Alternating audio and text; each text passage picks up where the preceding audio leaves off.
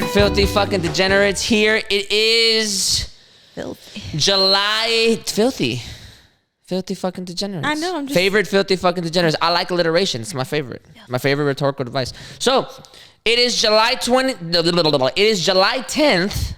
Apologies.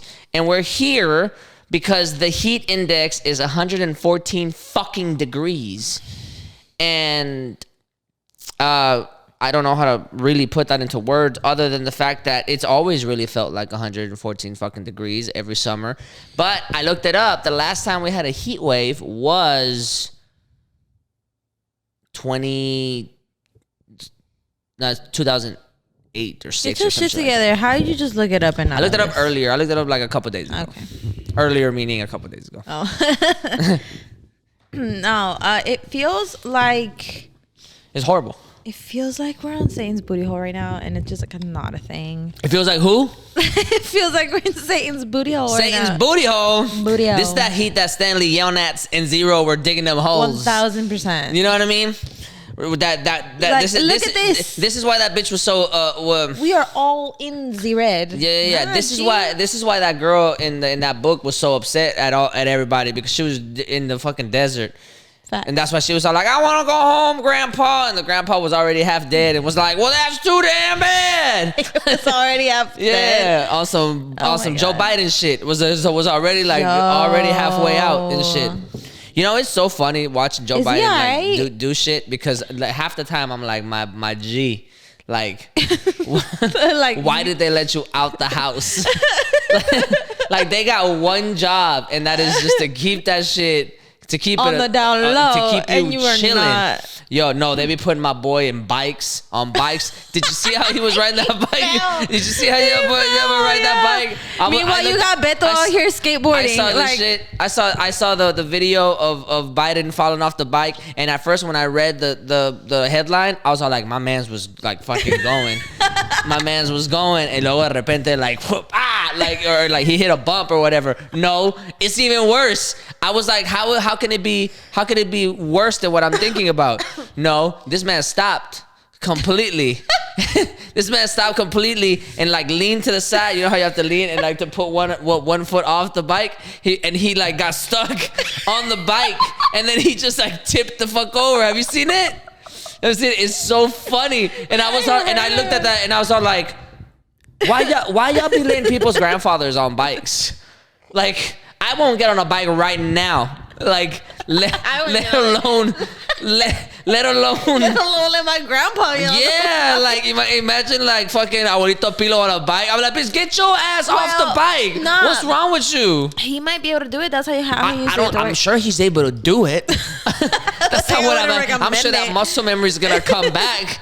But my G, the moment I see anybody's grandfather on a bike with no helmet, no pads, no nothing, like pads. I'm like, get off the bike. Get off the bike. So, I barely even let you in a car, let alone on a bike. What you trying to do? DoorDash people on a bike, dude? No. Elderly people are like toddlers. You know what I mean? Like that's how fragile they are. So like y'all gotta stop letting these old people do some shit that they're not supposed to be doing. Okay? Joe Biden, stay inside the White House. Please, I need to see this. Stay inside. No, put it on the screen. Put it on the screen. Go to Safari down here. Tipped over. Yeah, watch. Just put Joe Biden. He literally tipped over. Biden, dude. Joe Biden. That boy is 79 years old. My man's is 79 years old. Uh-huh. Yo, why do we have people who are literally like that old running the country? Miro. Oh no, not him. No, you're fat. This is like an advertisement for... Oh, shit. It's like an advertisement for shirts. Yeah. Míralo. I was all like, oh, shit. He's... Míralo. Pa. Like, what, dog? Get my mans off the bike. It's the collective... Oh. And there's some dude in a regular ass shirt. Back up. All the Secret Service is like, don't touch him. Y'all cheering for this man? He got to go hands and knees. He had to put, like, bro, that was an experience. Oh my God. Look at him trying to get back on the bike. Get off the bike, sir. He's 80 years old. Where are your shoulder pads and your knee pads and your elbow pads? Oh my jeez. My friend, where you going? They got bikes that stand still. Get a Peloton. A Peloton. What's wrong with you? Out here That's crazy. out here in the 114 heat index on a bike. That was interesting. That's My actually really mans. funny. That's hilarious. It's horrible.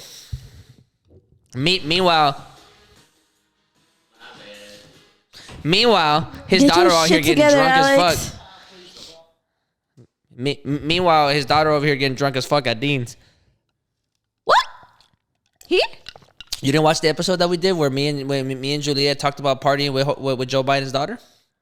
What? You gotta go watch it. We partied with Joe Biden's daughter. Clearly, You gotta I watch don't it. It was support great. y'all as much as I think I do. Really? Yeah, that lets me know you ain't been listening to the podcast, mashallah. I know. And that's a red flag. Red flag Anybody that numero doesn't uno. listen to the Degenerates, red flag. Red flag. Oh, I for got you. some more. I got some more of the red flags. Oh, I got some more. Watch. Oh my watch. God. What You else? ready? She's a 10, but she poops in the shower. Who the hell poops in the shower? Who you know that poops in the shower? Nobody. You- But imagine if you did. Imagine if you were just sitting there and then I like was having a conversation with my coworker about this actually. And- My coworker was asking me how women poop. yeah. How we poop and or What do you mean how? There's only one way Do our to. business. Like, do we, like, if we pee, like, no, we weren't talking about poop, sorry. We were talking about peeing in the shower. And I was like, well, for starters, girls don't typically pee in the shower. And he was like, what? Like, there's no way. And I was like, She pees in the shower? yeah. No, he's a guy. Oh, he's a guy. He's like, like, y'all don't just squat and then, like, let her go. And I'm like, no. I'm like, because liquids and liquids touch. And they don't repel. They just flow together. If that makes any sense. So, like, if I'm squatting and I got liquids on me because I was showering, Yeah. it's just gonna run down my legs. It's not gonna go the way y'all's does. Even if y'all are No, standing but like in from the a back, shower, yeah. when you're taking a shower, Yeah. like you get in the shower and then you just pee and then you wash yourself. I ain't letting no pee touch me, no matter how much water is running on me. I'm not letting pee touch me. I'm gonna tell you right now. It's disgusting. I wouldn't. First of all, this is why I wouldn't trip if people pee in the shower. It doesn't matter. Like, That's fine, dude. it wouldn't trip because, like, first of all, like I would have to be really paying attention, which means I'm looking past your naked body. I'm looking past the fact that that you're naked in front of me, and why would I look past that? Why? like That's naked, where naked, that naked. list ends. Like, There is nowhere else. if my girl's sitting in the shower, she's taking a shower, and I'm sitting there inspecting, Your face. bro, what am I doing? And let alone looking down and be like, is that pee? Bitch, is that? What you doing? I'm not gonna be paying attention to that. That's why I wouldn't do it. But poop, you would know. Well, I don't know who or why anybody would defecate in the shower. I'm just saying. If you found that out, you'd be like, oh shit, I can't do this. I was thinking about that. Go on. I was thinking about that because I had said whenever we were at the studio, remember? We were at the studio, I had said that my like snake oil salesman cure for anxiety when it comes to talking to the opposite sex was the idea that pretty girl shit too, right? Yeah. Because Pops was like, That was humbling. because Pops taught me that from a young age when I was a young little lad, and Tadpole, if you will. a tadpole, a Padawan, Padawan.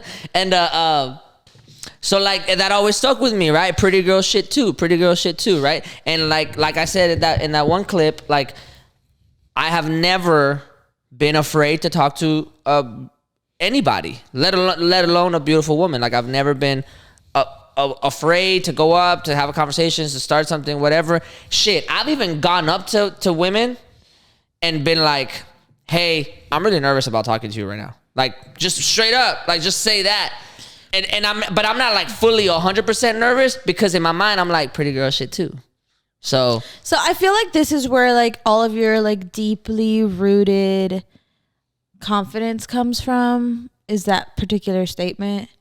And it's very interesting. Pretty girl shit too. That pretty girl shit. It changed my life. It's funny because to you it gave you the confidence boost. To me, it humbled the fuck out of me. Like when I heard it, I was like, oh my god, like oh my god, like. Oh my god! Like well, because dawned on me that I was like, it's contextually. Yo, I be taking like the maddest dumps. You know what I mean? And like a man, like you know, what you mean like a man, like a regular person? Like a regular person. That's like the a regular point. person. That's like the a regular point. person. That's the point of the right. quote. Absolutely. That it's not even like a man no, or like a regular it's like person. a regular person. And that's the beauty of the quote is that like you're human. It's just it's a thing that we both do equally the same. Yeah, I think it's like the one thing that we do exactly the same apart from breathing. Exactly the same. So in my mind, when I heard it before that, I was all like, man, there's a hierarchy. I'm over here like todo feito and shit, and like, and this girl that I like is like is out here, and she's over here looking flawless and fucking killing it. And how am I gonna like stand next to that? I also have another firm belief that I've developed over my years that if I like a girl, she makes me look better, and I like feel that in my soul. Yeah. I'm not saying I think that I'm like fugly, but I also like when they're standing right next to me, I'm like, man, I look so much better right now because this fucking creature is like over here blessing everybody. So we like that, and I feel that way whenever I'm like, man, I feel like this girl's very attractive, but that's not enough for me to like think about them in like that kind of light, that's not enough for me to be like, okay, well, but I'm not on your level though. Before the pretty girl shit too statement, I could feel like, man, like there's no way way that I could even stand next to her. Now I'm like, oh no, I can stand next to you and you're gonna work your magic, but I belong there. You know what I mean? King behavior. You're giving very like written by a woman vibe right now. So it's very interesting. That's a compliment, but I'm gonna as it should be. But like that's where Juliet. We miss Juliet, by the way. We do. But that's where, and I've never been ever since then. This is middle school. Ever since then, I've been like, that was a long time ago.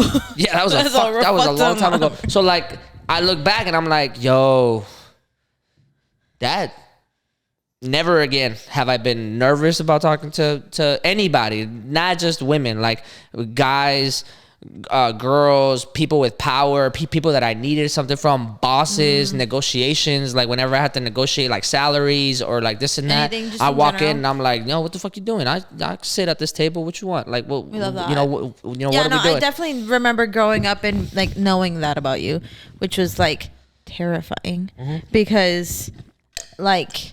I think I don't get intimidated by like you don't get intimidated by anything and anything that's like outwardly appearance doesn't intimidate me in the slightest. Car, clothes, jewelry, your stilettos, your Louboutins, like this and that. I'm like, I can match it. I won't be able to match it with what you got, but I can match it somehow. Just give me confidence is fine. It's good enough. Like you won't be missing anything with me. And what's crazy to me is it's like for a really long time I didn't understand that that's what you were doing. I just thought you were like a confident person or whatever.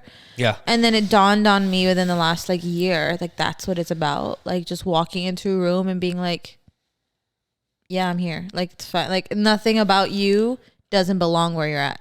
You know what I mean? Shit. Walking with that mentality truly changes everything. Even to the point where like sometimes I don't even not in a situation where I'm trying to talk to somebody romantically or like hit on them or whatever, just in general, right? Just having confidence and talking to people in general. Shit, you saw it yesterday. I'm at the bar and I'm just waiting on. You're also like a social butterfly. I'm waiting on the bartender to just like people just keep talking to me, strangers that I've never like talked to before, and I'm just sitting there chilling, and then they ask, and I'm like, oh, blah blah blah blah. The conversation lasts like 10 minutes, and then like and then they introduce me to their friend and their friend and their friend and their friend, and I'm just like, okay, yeah. You're also very much a social butterfly. Like I could never, like literally. But again, didn't she say like right at the beginning of like when we were drinking? Didn't you say like I like how you're a fly on the wall? Well, I like how you can blend in. I like how you can just go up to things and take pictures of them. Oh yeah, like and just be like and like it's normal. Like that to you, like you as a photographer have that like innate ability of like you blend into the crowd enough to be able to just be like, hey, that's cool. pap, pap, and then just walk away from that and not be like, that's anything like weird. nonchalant or Me, whatever. on the other hand, the minute I do it, or the minute I even think about doing it, I'm like, oh my God, that person's gonna stare at me and be like, why the fuck is she taking a picture of me? That, like, what if they say something? And all these, like, a million things run through my mind of like, nah, I shouldn't do that. And you're just like, all right, let's go to the next. Let's go sit down over there, whatever it may be. Yeah. And I just can't do that. It's just crazy. It's interesting. Yeah, I love seeing that I love seeing you do it and like seeing it in action.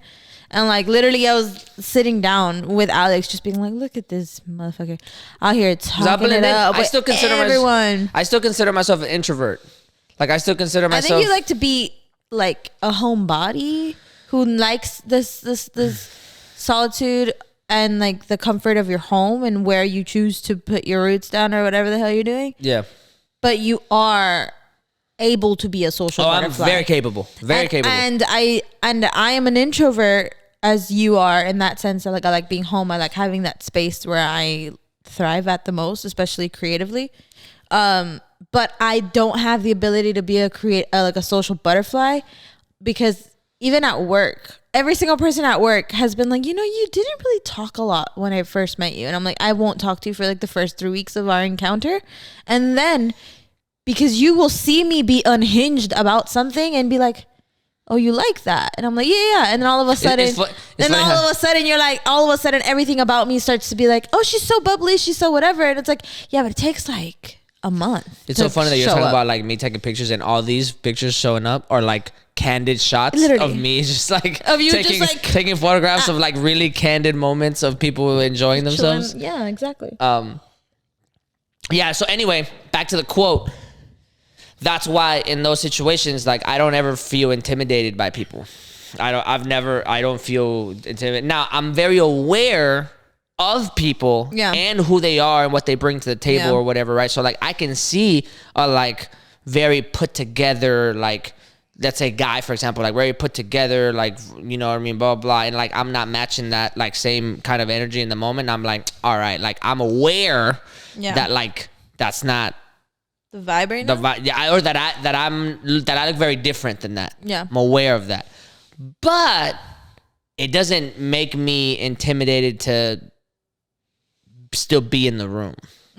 I won't cower away from the. I'll just be like, all right, like it's just not, you know what I mean? Like he's killing it today. Cool. You know what I mean? But like also, I'm here. I think for a while I didn't understand that concept, and then I'm working on it. That's what I was talking about earlier today. Just the fact we got to get on our 10 behavior. Can't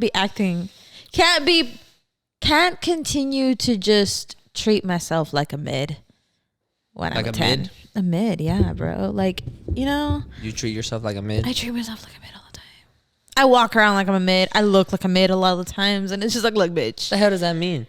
Like basic? Is that the new basic? Mid? No. There's like. Basic is low? There's fugly. Oh, it's gonna piss people off. There's fugly, and there's mid, and then there's 10 behavior. And there's 10 behavior. So like, in the just general concept, yeah. Like there's like the general concept of like, there's people who are not conventionally pretty, right? And they're just like, all right. 10 behaviors of mentality. 10 behaviors is a mixture of mentality and also just looking pretty, actually being a pretty person. Like for instance, I would consider myself obviously a 10 behavior when I try, like when I actually take care of myself, because you know. But it's also actions too, though, because people be like, people be pooping in the shower, and you're like, yo, that's not 10 behavior. It's literally not 10 behavior, bro. Like exactly, you gotta be pooping in the shower. That's what I'm saying. So like, I've been treating myself like a mid in the sense that like I'm not taking care of myself the way I'm supposed to, yada yada, like not like self-care, whatever the fuck people say, and all that shit. But I know my potential. I know what I look like. You know what I mean? Like I know where I could be if I dedicated the right amount of time for all of these things. And that's the thing. It's dedication to the life that you're trying to continuously live. So it just kind of goes back to that like school of thought of like, if you want that, and you gotta do X, Y, and Z, like to be that person. You can't just be thinking I want to be X, Y, and Z, and be like, but I want to be a 10, but I don't want to do the X, Y, and Z. for the next 3 months. Shit, I don't even think about that. I just do what I like to do. No, but what I mean is like you, for instance, or somebody who's like, first of all, for instance, as an example, when you were younger, I'd be like, Juan, you look like you're gaining weight. You're like, what? No, I'm not. And then you like start looking in the mirror and you're like, Next thing I know, you're like shredding like a motherfucker for like the next 3 months. And then you're like, do I look fat now? And it'd be like, wait, what? Like, what the fuck happened? And it was because you were like, you're right. Maybe you noticed something that I was like, maybe I don't like that. And then all of a sudden it was like, oh, I did X, Y, and Z to get to how I want to look like right now. You are very good at that. I'm not. But I'm in the process of being more aware of that. So thus we're looking to aim at our 10 peak behavior because I was gifted enough by genetics to look nice. Is this ranking like region specific? Because a 10 behavior in New York is not 10 behavior in like Milwaukee. I feel like that behavior everywhere. What you mean? Nah, son. That's not how that works. Imagine being a 10 in Omaha. You can lower down a couple notches. If you're in Omaha, Nebraska, I suppose with nobody there, Giddings, Texas, you go be a 10 in Giddings, Texas. You driven right through that town. It takes 4 steps to get to the other side. What you mean? You ain't got the I suppose 6 behavior is acceptable. I suppose so, but I'm trying to be like in the way I envision myself being a 10, I don't think I'm a 10 anywhere I want to be at the moment, because in my mind, being a 10 means being this like shit. I don't even know. I think like classy overall. I'm about to be like super person. nerdy. I think the idea of like a 10 is like infinity, like the concept of infinity. Like it could be like a big ass number, or it could be like forever. You know what I mean? So that I'm gonna lose a lot of people with that, but like. Because I'm gonna give you like a realistic ranking. I've always told people, very open. I've always said I'm a 6, but I'll turn it up the more you're around me. But I won't, not purposely. It's not like I'm gonna be like, yo, like. Sweetie, I know you what think you're you're a 6? Huh? Yeah, I'd be like, no, I'm chilling like slightly above average, chilling, and then like the more you're around me, the more you're like, holy shit, like. Well, what else? Like it doesn't. It like more. My shit happens like surprisingly. It'll augment as you keep realizing everything that I do. Because what we're talking about. Because I'm not like vocal about everything that I'm doing. Then you'll just catch it and you're like, oh shit. This is exactly what I was telling Alex. But I'm not trying to like be out there like, yo también, like I be also doing this, and then I be also doing this. Very pick me. Yeah. Like me. We don't I like just be like doing it, and then like people will find out eventually. Like the amount of I'm gonna put it to you like this: the amount of people that don't know that I dance is unreal. That's crazy. The amount of people that don't know that I'm a photographer is unreal. Because I'm not out here like just like flaunting any kind of shit, right? But then they find out and they're like, oh shit. Like, and then they realize that I can have these like very thorough conversations about things. I have a hard time with that though. Like I have a hard time with this concept. I don't know if if it's a new age concept with this media and social media and everything like that, with the fact that like you want to talk about the kind of stuff that you do and like display it, either whether it be for yourself or even just for others for general knowledge, or just because you want to put it out there in the world that you do it, but you're not trying to flaunt about it or let people necessarily know that like, oh yeah, this is like a defining characteristic about me that you may or may not know, without people being like, you're just being a show off, you know what I mean? Like people because I feel like nowadays people would be like, if you don't post about it, right? So people don't know about it. But does that mean that you think like when you do post about it, you're trying to let people know about it? Here's my experience with this, and I could be wrong, but my experience with this is the people that think you're a show off are the people that wish they did things. That does make sense, yeah. You know what I mean? Yeah. Because somebody that's also doing a lot of shit will be like, fuck it, right on. Yeah. All the power to you. Yeah. You know what I mean? I get a lot of people. Well, I get a lot of strangers, not my friends, but I get a lot of strangers, like we were talking about yesterday. I get a lot of strangers who are like, "You do that? That's cool." Yeah. Or you like that? That's cool. People that are not intimidated by things that you're doing, or people that are not comparing themselves to people, right? They don't care about the things that you enjoy and the things that you want to put out into the world. Yeah. Right? Now, that being said, delivery also matters, right? So like if you out here trying to make yourself look like you're the bomb.com and it's like very obvious that you're trying to pick me, right? Like then it doesn't work, right? But if you're just putting shit out, you're just like, I like doing this, I'm doing blah blah blah, like that. Like the people that think you're a show off in those general cases are people that like are just bitter because either they're not doing shit or they wish they were doing shit or this and that. That's true. And I'm not even gonna say hater because like, to me, a hater is somebody very specific. To me, a hater is somebody that's going out of their way to try to impact your life negatively. Yeah. If somebody just says like, oh, like he's just being a show off and then like writes it off, I don't consider that a hater. I just think like, oh, like that's projection. Like what do I have to do with that? What possible thing can I actually have to do with why you would say that? Yeah. You know what I mean? Yeah. So it's all a matter of perspective, in my opinion. That's true. But again, it all ties back in. This is how deep that those 4 words are. Pretty girl shit too. That's how deep it is. Is that like that? If you really internalize that, then you give yourself permission. Yeah. To elevate. Yeah.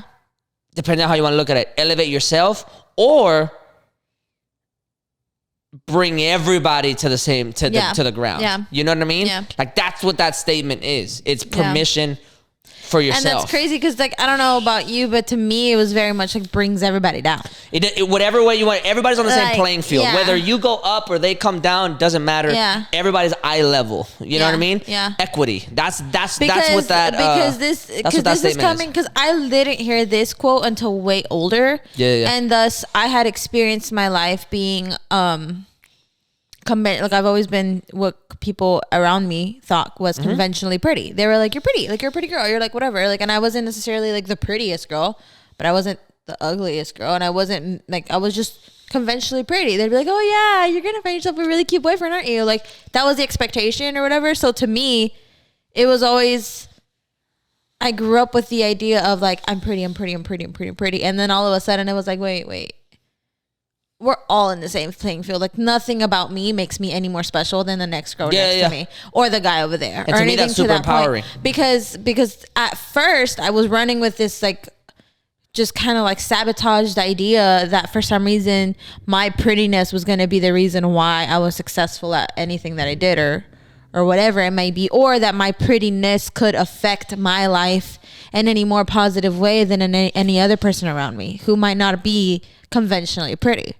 But then it was like, no, nothing about me is any more special or like better or and my prettiness isn't going to do anything to my life if I don't do anything for my life. So pretty girl shit too. You and me, all of us, no matter who we are all down here. It just puts you on a level playing field. Yeah, so now in terms of like access and in terms of like social hierarchy, that's a different conversation. But at the very least, it gives you some social awareness. Yes. Some like a self-awareness, which to me is much more important. I think I became very much more self-aware of the fact that it doesn't work. The world don't work like that. Being realistic about your place in the world, i.e., self-awareness, is so much more valuable than self-love, than saying to yourself, oh, I'm just gonna like love myself to the fullest. Like what? Like I don't like myself sometimes. I don't, you know what I mean? Like you continuing, it's the same thing. You know what this reminds me of? This is the same thing as like whenever people are like, I need to be inspired to do things.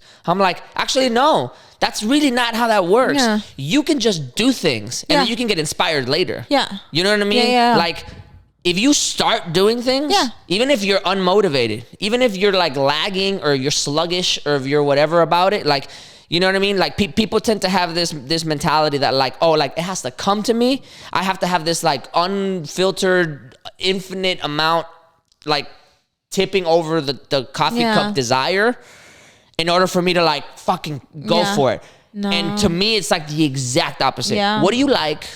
What do you like about things, whatever, right? Like, what do you like? And then like, if you can see yourself do it even a little bit, just do something. Just start. Start doing it. The inspiration will come later.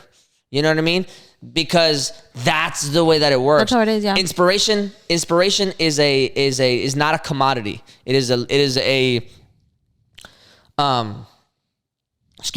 a luxury that only happens like sporadically, and it's uncontrolled. It's just like serendipity. You know what I mean?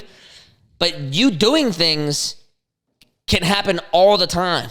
Yeah. Like literally every moment of every day, you could be doing something. Yeah. Even if you don't like doing it, even if you're blah about it. Here's another way to look at it. How much time have you been at work saying, ugh, like I hate this, blah, blah, blah, and you're getting that paycheck or whatever, right? If you count every single time that you've been at work and you've been like, man, I don't really feel like doing this, but I have to. If you combine all that, if you had like a graph or like an amount of hours that you've actually done that, been in that mentality, you'll realize that you not only have still helped whatever company that you're with make money during the times where you've been all like sluggish. And it's like countless hours. It's hundreds and hundreds and hundreds of hours of you being like, oh, like I hate this. And you still made your company money, and you still helped in the market share and the quarterly earnings and or whatever, depending on your market, right? Like you still contributed to that business. Yeah. And you weren't inspired at all. Yeah. You know what I mean? Yeah, for sure. Now, people might feel defeated by that, right? Yeah. But me, I'm like, shit, that just tells me that you don't need to be inspired to start anything. Yeah. You know what I mean? You could just do it. Even if in the moment you're like, oh my God, it's draining me, me duele like aquí, like whatever, like I'm hungry, like what? Like even if you're complaining about it the entire time, just keep doing it.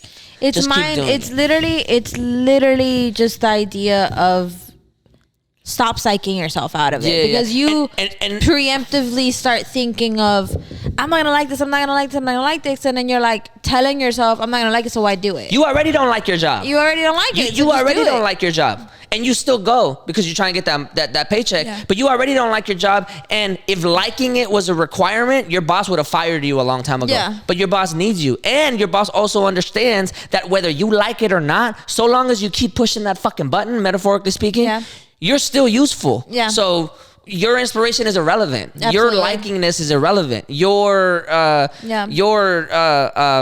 like interaction or like ambition in what you're actually doing, or your desire to do more or whatever, is completely irrelevant. So long as you keep going in and pressing that button, cashing people out, having the conversation, doing the like like making the phone call and going through the motions, even if you're rolling your eyes while you're doing it, doesn't fucking matter. Yeah. Because it's still something's still happening. Yeah. Now, of course, your bosses might want you to be like, but I need you to be more energetic. Yeah. I mean, because like it's gonna bring in money, and you might enjoy you might be able to have room for growth in your company or whatever, blah, blah, all of which is true. But in general, on the basic level, inspiration is not needed. Yeah. It's not needed at all. And I also go against the idea that you have to love what you do in order to do it. That I push back on a lot, because you hear people say that all the time. People that are upset with their jobs and shit. People that are like, oh man, like I hate my job. I want to transition. I want to move out of it. Like, I could totally understand the apathy that somebody might have towards, man, I've been in and out of this building for so long. I feel so monotonous. I feel so mundane. I feel so this and that. No. What you're looking for is, it may be a change of scenery in your job because you might have outgrown that in your or whatever, right? Like you gotten everything that you could have gotten out of that, right? But what you're really looking for is just excitement. Yeah. Endorphins. That's what you're looking for. And you can find that anywhere. Now, the fact that we spend a third of our day, essentially a third of 20, 30 plus 40 years, right? If it's 50 years, you spend like 12 and a half, 15 of those years at one place. Yeah. And that is a thing that you have to factor in, right? But in general, shit, like you don't have to be motivated, or you don't have to like it all that much. You know what I mean? But I push back on it because in general, if you only did the things that you like, you would never be successful. Absolutely. Ever. Yeah.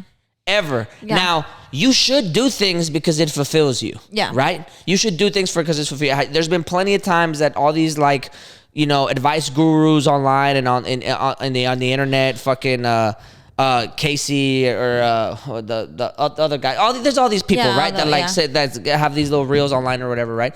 And they'll tell you like just do shit because you love it and like eventually it'll come. Eventually you'll be successful. Eventually this and that. Like I get it.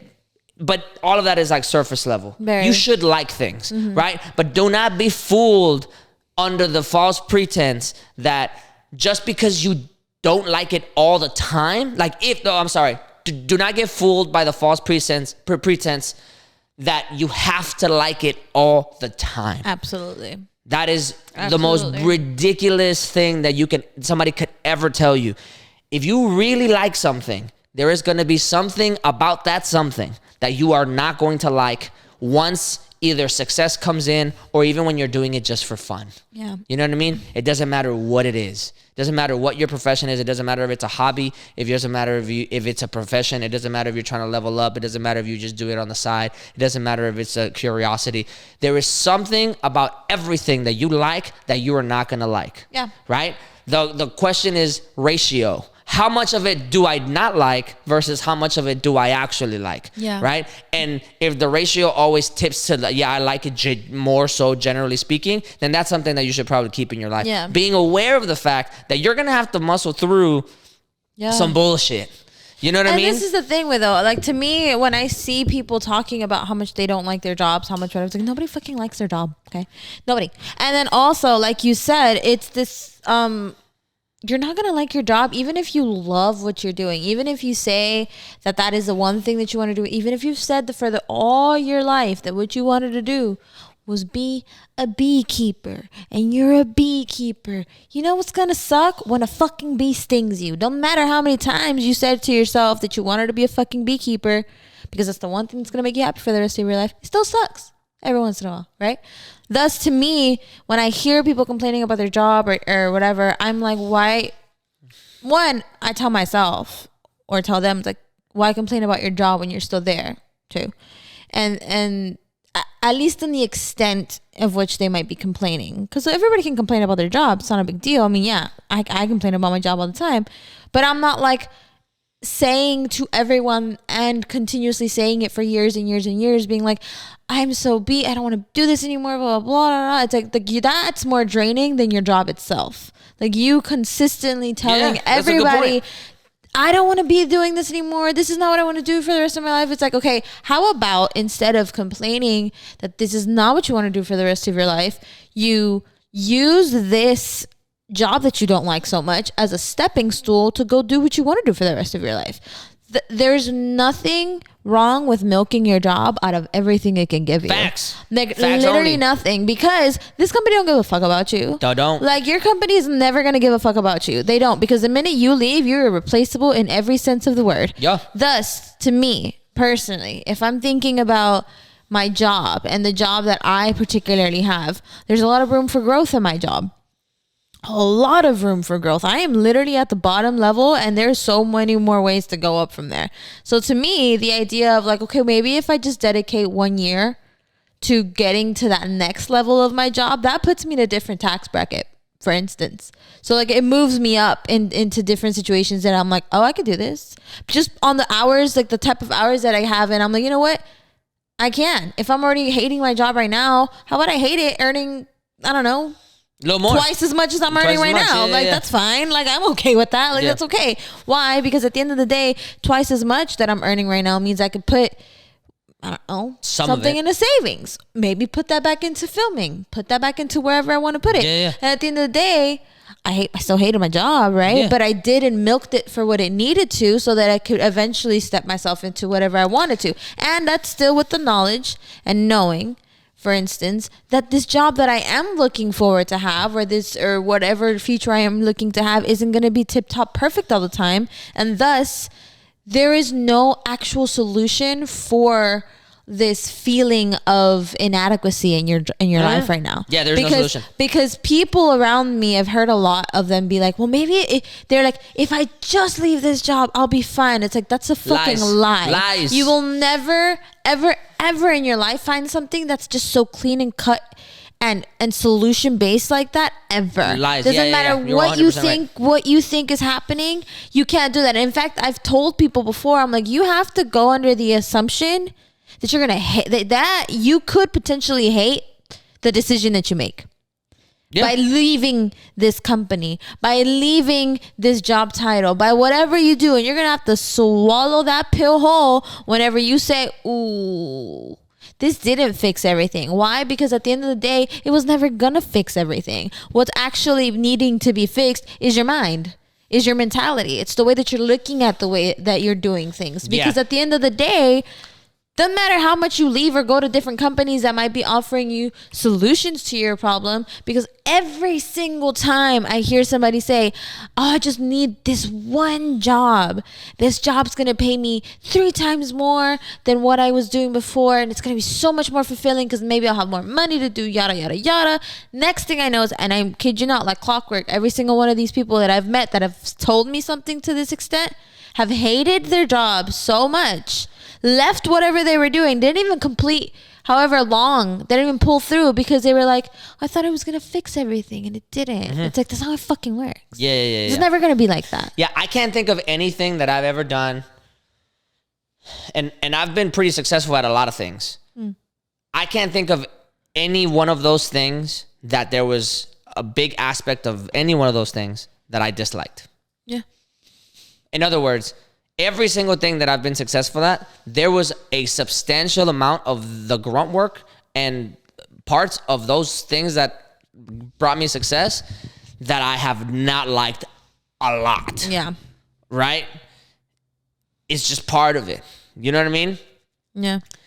It just kind of comes with the territory. Sorry. But I've liked something about it enough to where I'm like, I'm willing to make that sacrifice. Yeah. It's fine. It's totally cool. I know where I'm not willing to compromise, and I won't cross that line. Yeah. But everything over here, shit, I'll do grunt work. That's fine. Shit, I'll go do this. That's fine. Shit, this goes back to like when we talked about like poor tendencies and stuff. Yeah. Like, no problem. Like, I don't have any problem. Because why? Because for me, the outcome on the other side, it feels like it's a no-brainer. Yeah. It's a no-brainer. I do not need instant gratification, and neither should you. You should get gratification whenever you want. Yeah. Like, whenever you want gratification, you should get it. But if you want gratification just for the sake of gratification, then there's just a reevaluation that you've got to get. Yeah. You know, there has to be you have to try and think, oh, what is it that I want? How do I want to try it? Or do I just want to enjoy things for the sake of enjoying things? Which just makes it a lot easier too. You can find yourself doing some shit all the time, whatever, right? So in that like advice guru kind of thing, right? I always understand where these people are coming from. Yeah. And I'm like, all right, I empathize. It's noble. Like, I get it. But it just doesn't paint the entire picture. Yeah. It doesn't paint the entire picture. If you want to be fulfilled and you think that the job you had should fulfill you all the time, you're always going to be unhappy. Yeah, always. Always going to be unhappy.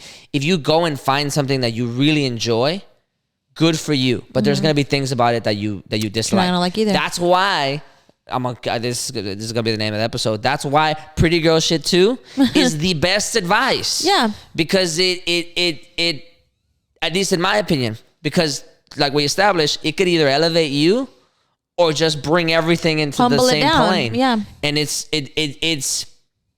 still leaves the responsibility on you. Yeah. It still puts And you know what's crazy to me is it's like I've noticed that a lot of the people that have been complaining or that complain to me about these things or have brought these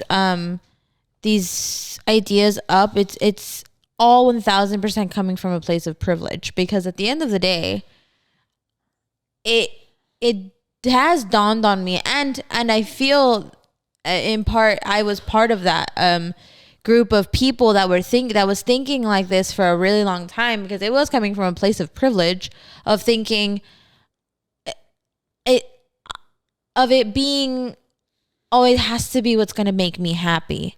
Like, and it's always what I want as opposed to what it is that I need to do, if that makes any sense. It was always to me like, but I want to do this, but I want to be happy, but I want this, but I want that, and I want that, without thinking about the fact that it is quite literally very simple. You just have to do it. Like, it's literally like people who, and I think about it again, people who are not coming from a place of privilege don't get the luxury of saying, oh, but I don't want to do that.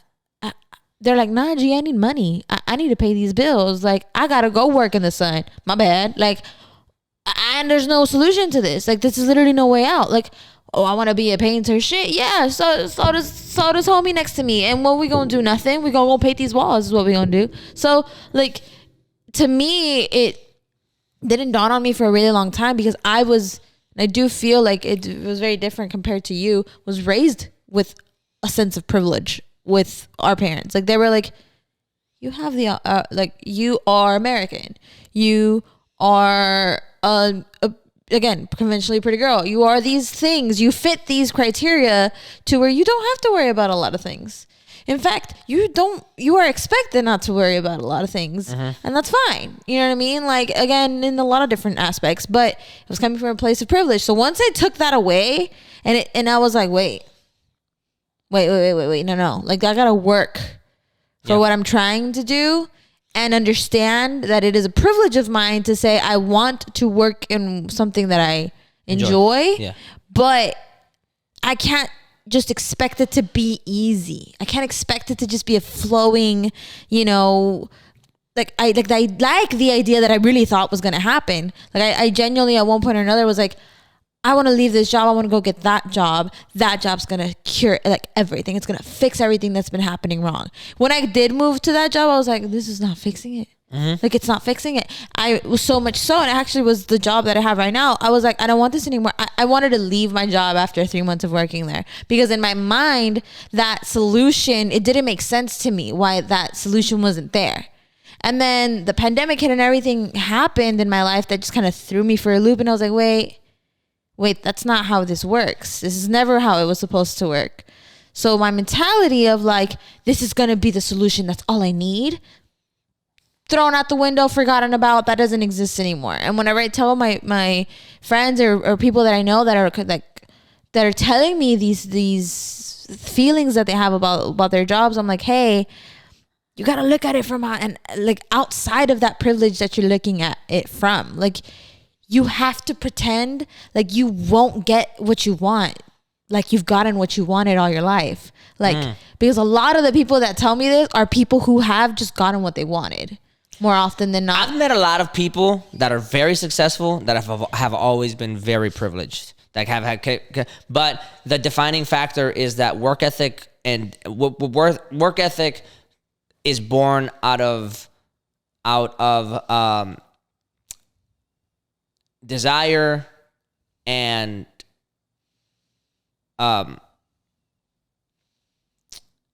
liking what you do. If you find something that you genuinely enjoy, work ethic comes naturally. If you find I'm sorry. Work ethic comes from liking what you do or survival. Those are the two options that I've noticed so far that really, really, really has a high functioning work ethic. If you have to survive, your work ethic is unstoppable. Can be for the most part, right? But if you really, really like something, your work ethic is unstoppable as also, right? And this is why I'm saying, this is why I think it's a fallacy. If you believe that just finding something that you like is gonna fix it, is gonna have you doing things that you like all the time, then it's wrong. Because wrong. I mean, shit, like we have to set up this podcast. We have to think about what we're gonna do. We have to think about how we're gonna market it, and this and that, blah blah. There's all these things that come into the function of this. Most of the shit I hate. Absolutely. Most of the shit I hate. You know what I mean? Yeah. But in thinking about this venture, and this is gonna be a good segue. In thinking about this venture, a year ago, literally a year ago is whenever I had the idea for this podcast or this video show or whatever it's going to turn itself into, right?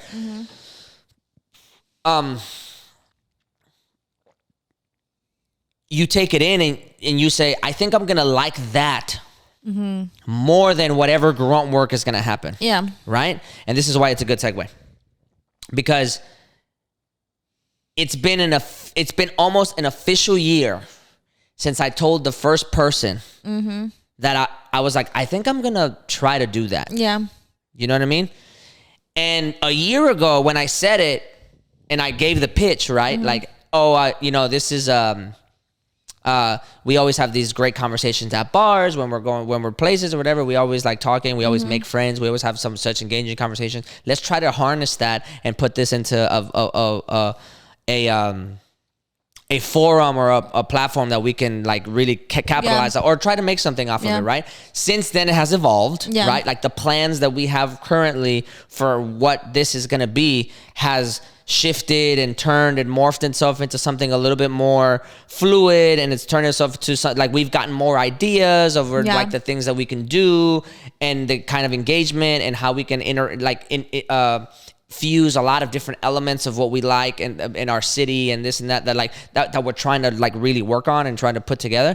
But it's been a year since I told the first person I'm gonna try to make that happen. Yeah. So because of that, I want to do two things. I kind of want to talk about like the stages in which this has gotten here to prove the point that like you just gotta like it and be ready to go with the flow. And there's gonna be things about it that you don't like, but just you gotta like it enough. Yeah, you know what I mean? Yeah.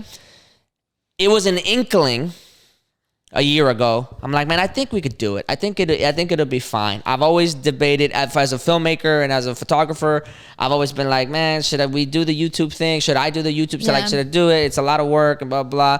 And like, I didn't want to be like silly, and I didn't want to be like a trope of like what a YouTuber really is and stuff like that. Mm-hmm. But this kind of came about. I'm like, okay, I think I can do it. I think I can do it. Then I realized how expensive it would be. Yeah. Like upon like a month into like me trying to get everything together, I was all like, man, this is gonna be more expensive than I thought. It's either gonna be really expensive or I'm going to have to do a lot of work on the back end, on the editing. Yeah. So then I was like, okay, let me try to figure out like the best place, right? So fast forward 6 months, the first week of January. So literally 6 months later, the first week of January, all the equipment came in. Yeah. And even then, I opened up all the equipment. I realized I was like trying to put things together, doing like test runs here in this room, like how I was going to put everything together. Realized I was still missing stuff. Mm-hmm. So I'm like, okay, fuck, we can't do our first episode right now, blah, blah. I remember we were talking about the company itself, and we were literally just like, fuck, we still got to get this. I remember getting all of your emails. So then it finally came up, right? I was spending more money. It finally came up. And at this point, not one episode has come out. Yeah. At this point, not one episode. At this point, we haven't talked about it once. I haven't done a logo. I haven't done photos. I had the name, but I hadn't done like concept. Like I hadn't done any kind of like brand cohesion or like this and that. I didn't have any like idea of how many things we were going to be, like what the kind of things we were going to talk about. I didn't know any of that. Absolutely any of that. But I knew that it was going to happen. And then our first episode came out in January. Mm-hmm. And it was okay. But afterwards, I was all like, okay, we've got room to grow. We've got room to get used to this and like this and that, blah, blah, blah, right? And since then, like I said, it's morphed and it's switched, and now the ideas that we have are a lot more tangible, and we kind of have a much better idea of how to put it together, and we are very comfortable in front of a camera, and we've got like like some social media presence ish, like a little bit or whatever, and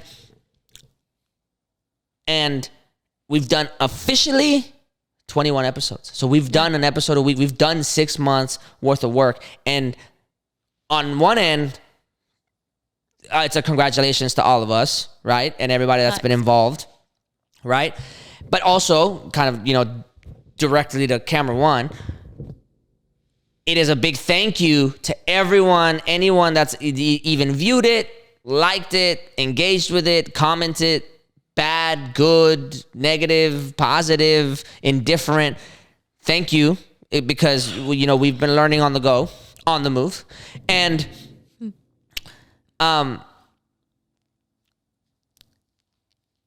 it proves the point that I was making earlier, how you do not have to be inspired to just do things. Yeah. The first 6 months of putting all of this together was all grunt work. It was all things that were tedious, that were annoying, a lot of reading, a lot of figuring out, what live production would be, a lot of figuring, right? Like, because before this, the job experience that I had filmmaking and with video and photo had been on a very different side of that genre or that medium. So there's a lot of research, a lot of putting things together, a lot of research looking at other successful video podcasts or video shows or things like that, and like storyboarding, and then like big planning and this and that. Just goes to the point. We've had a great time sitting here laughing, talking shit, saying things and figuring things out. Some of it has been funny. Some of it has been really entertaining. Some of it's been very serious. Some of it's been all over the place, right? But it wouldn't have gotten there if at the beginning I would have been like, I'm not inspired. Yeah. I'm not going to do it because I'm not inspired. I only do things if I'm inspired. What? No. That's ridiculous. Yeah. You know what I mean? Because you can just do things. Just do it. Just do it. Even if when you're doing it, you're sluggish about it. Yeah. Even if when because you'll be that much further along. 5 sluggish days is better than 1 really productive day. Yeah, 1,000%. 100%. You know what I mean? You'll get more out of 5 sluggish days, as long as you do it every day, than like 1 day of the week where you're like, fuck, I fucking feel like I can fly. It's crazy because this literally applies to everything. Everything. If you're working out, if you're eating healthy or anything, it doesn't matter. It doesn't matter how much you want to see the progress. It doesn't matter how much you want to see the product that you're aiming for. At the end of the day, the days that count the most are the days that you don't want to do it. Yeah. The days that you don't want to do it are the days that they count the most. It's a great metaphor, or it's a great thing to acknowledge, because again, there's been nothing about the things that have happened to me that I've been lucky and fortunate enough to be able to take advantage of and be successful at, where it didn't happen that way. Yep. There are plenty of stages that I was just like, I hate this. This is not fun. I am not enjoying it. Yep. I am like driving myself crazy. And the self-doubt comes in, right? The self-doubt is like, man, what if I'm not good at this? What if this is blah, blah, blah, this and that, blah, blah, blah. It happens. Mm-hmm. But again, I have to remind myself constantly, you don't have to like it all the time. Yeah. You just have to understand that you just have to remind yourself, what is it about it that you like? You know what I mean? Yeah. And when you do figure it out, and you have to change things, change them. Yeah. Change them. We've tried things here on this thing that we've gone back for. We've got ideas that are coming up that we're going to try to execute, and we're just going to keep ebbing and flowing that way. You know what I mean? Yeah. At first I was all like, oh, it's going to be just a podcast. And then it was like, no, it's going to be a video podcast. And now I'm like, well, it might be just like a YouTube show or like a thing that I don't know, but that's kind of the point, is that like, we're just going to keep doing things, and eventually something's gonna come up, because the engagement's already kind of there, to a certain degree. So that's also to say, we hope that you stick around and you keep watching us, to watch the evolution of it all. But that's what I'm excited about. That's what I was excited about a year ago. That's what I'm excited about right now, to see where it all evolves itself into. And if I look back to last year, when I had nothing, just the idea, the creative idea for it, to everything that's happening now, I'm like, holy fucking shit. Yeah, It has that's how been, it works. regardless of like the viewership or the engagement or like the like, there's always of it, something yeah. missing, right? There's always something missing, regardless of the fact that it's not like this fucking crazy, regardless of the fact that that hasn't made us like a fuck ton of money the way that we might have anticipated, this and that or the third, right? It's compared to a year ago, holy shit. 1,000 steps ahead. Like 1,000 steps ahead. Absolutely. It is crazy how much how much more it is, and the amount and how we're like, okay, we can build on it like this. We can build on it like this. We can build on it like this. We can build on it like this.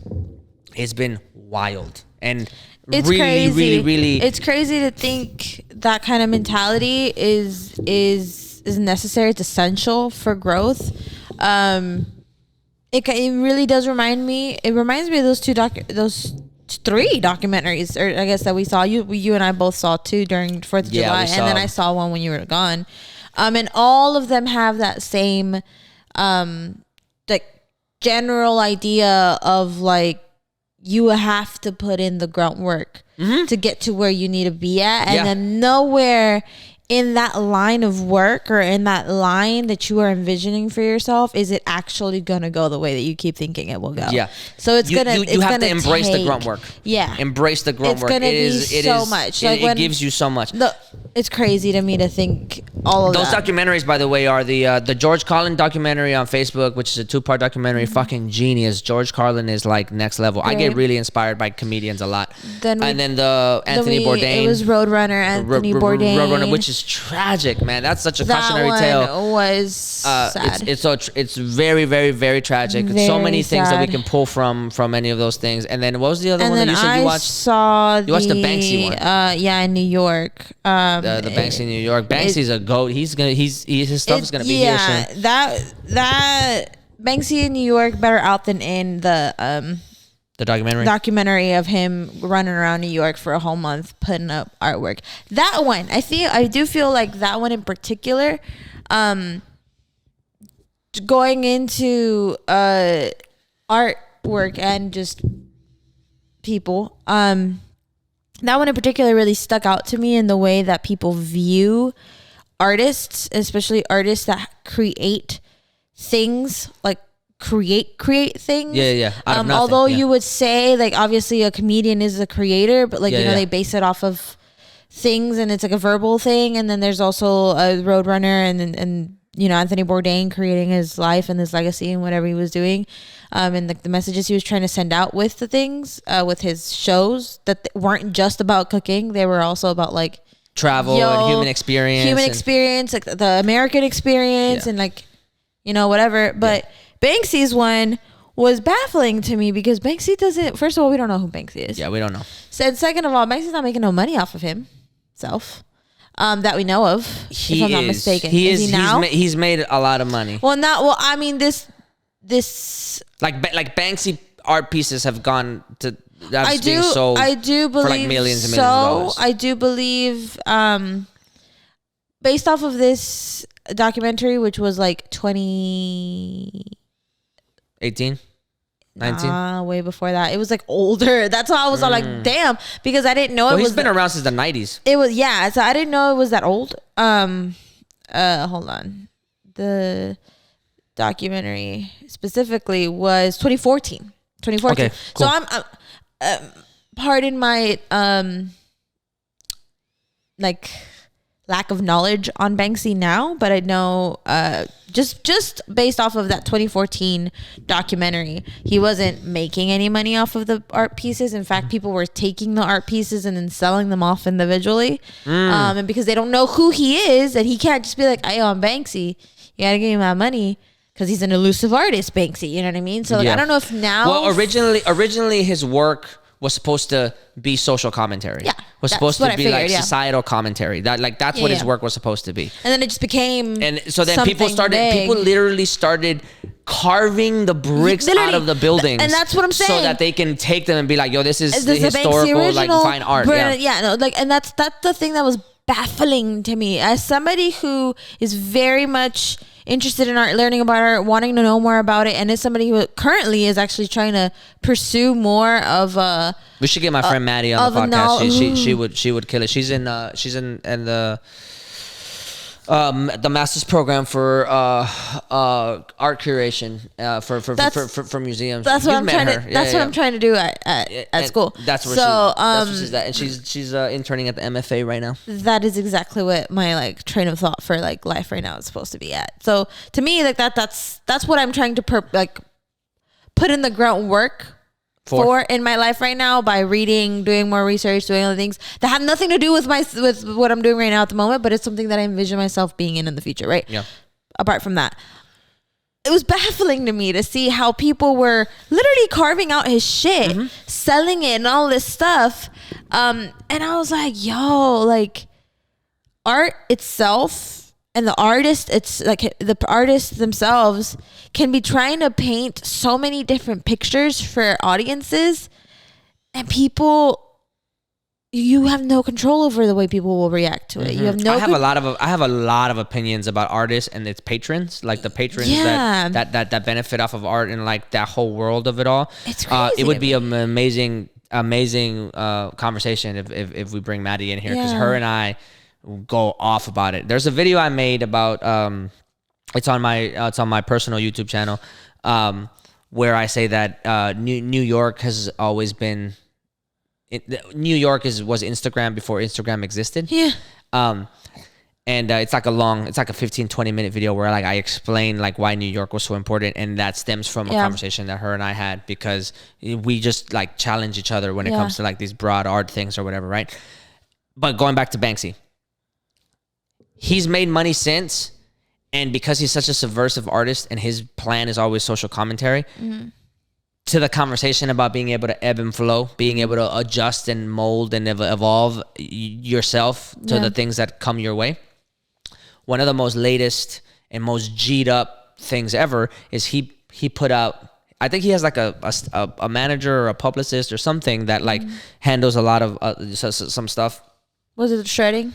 It was the shredding one. That was genius. It was so good. It was so genius. It was an auction piece where people were like, "Yo, I'm gonna buy an original Banksy," it was like and then they were $1 million auctioning it off or whatever. They paid a ridiculous, absurd amount of money to have an original Banksy, right? And the minute they moment that they were like sold remotely, they pressed a button and the thing like shredded. And it like everybody was like, "It's worth so much more now. Yes. It's being shredded." And here's the thing. And it was like, that's exactly what he's trying to prove to you. He's literally trying to tell you it is worth nothing. You want to know why it's worth nothing? Because I just shredded it. Yeah, but they're both right. And like, they are. She, I don't know. Yeah. A lot of people say it's like the most reasonable assumption is that he's a European guy. Yes, that's what they've said. But it could be a girl, it could be a conglomerate, it could be a group of people. Like at this point, it could have started as one guy, and then now it's a group of people. Yeah. Like, anyway, the point that he was trying to make is that, one, you want my shit, right? And you think that that my art is worth a lot because it's me. Yeah. But I'm gonna push the postmodern art ideology a little bit, and the moment that you think you bought something that you want, I'm gonna turn it into something that you didn't know could happen. Yeah. You know what I mean? And maybe you want it more afterwards. I can't control how the way you view that part of the experience, right? But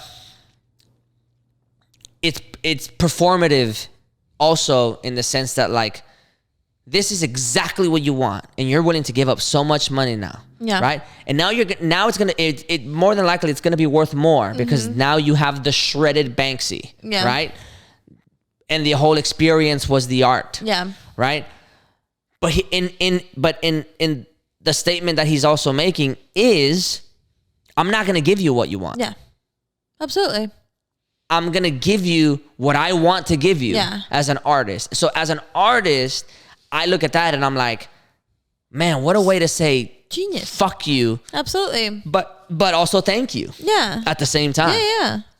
And so he whoever this person is, huge. I've been a huge since middle school. I've been a huge fucking fan. He's been having social commentary all over the world forever. from the Middle East, from that jail in Iraq, from